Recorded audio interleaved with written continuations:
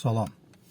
İnsanların 90%-i bədənlərinin 4 mühüm hissəsinin təmiz saxlanmasına biganə yanaşırlar.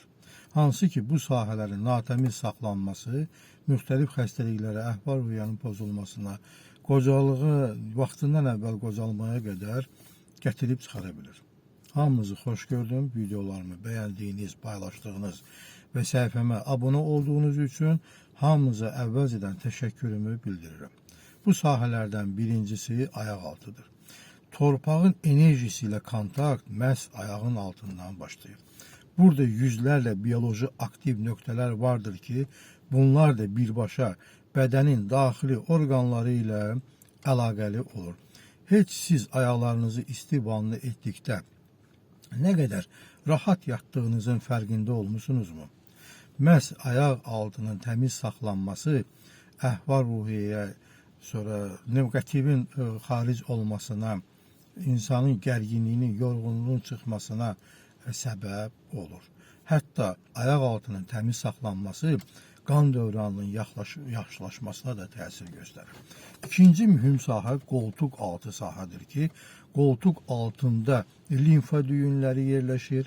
Bu limfa düyünləri viruslarla mübarizə aparır, toksinlərin xaric olmasında iştirak edir. Qoltuq altının natəmiz saxlanması isə immunitetin zəifləməsinə və enerji axınının tormozlanmasına gətirib çıxarır. Çoban yastığı dəmləməsi, aloe, adi su ilə bu nahiyəni təmizləmək olar. Üçüncü sahə boyundur. Boyun ağıl ilə bədənin körpüsüdür. Buradan enerji kanalları, qan damarları keçir. Bu sahənin gərgin olması yorğunluğa, baş ağrılarına, neqativə, immun sistemin zəifləməsinə gətirib çıxartır. Bunun üçün isti duş qəbul etmək lazımdır. Duş qəbulu zamanı boynun masajı və xüsusilə qulağın arxası nahiyəsi masaj olunmalıdır. Duş qəbulu qurtardıqdan sonra isə lavanda yağı ilə bu nahiyə ovxalanmalıdır.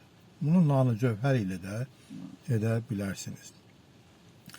Dördüncü mühüm sahə isə göbəkdir. Göbək, ona ikinci adı həyat qapısıdır. Göbəkdə çoxlu sayda sinir ucları keçir.